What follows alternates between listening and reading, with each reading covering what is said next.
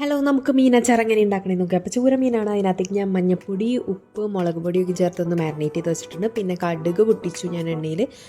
കടുക് പൊട്ടിച്ചിട്ട് നമ്മൾ പച്ചമുളക്, ഇഞ്ചി, വെളുത്തുള്ളി അരിഞ്ഞു വെച്ചതൊക്കെ ഇട്ട് ഒന്ന് മൂപ്പിച്ചെടുക്കുന്നുണ്ട്. അതിന് പച്ചമണം മാറണം. പൊടികളായിട്ട് മഞ്ഞൾപ്പൊടി, മുളക് പൊടി, കുറച്ച് കാശ്മീരി ചില്ലി പൗഡർ, അതുപോലെ തന്നെ ഉപ്പും ചേർത്തൊന്ന് വഴറ്റിയെടുക്കുന്നുണ്ട്. അതിൻ്റെക്ക് പച്ചമണം മാറുമ്പോഴത്തേക്ക് നമ്മൾ ഓൾറെഡി വറുത്ത് വെച്ചിരിക്കുന്ന മീനെടുത്ത് ഒന്ന് ഇടാം. അതൊക്കെ ഒന്നും കൂടി നല്ലോണം ഒന്ന് മിക്സ് ചെയ്തെടുക്കാം.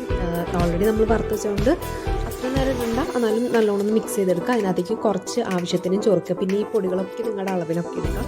ചൊറുക്കി ഒഴിച്ച് നന്നായിട്ട് ഒന്ന് ജസ്റ്റ് ഒന്ന് മൂപ്പിച്ചെടുക്കാം.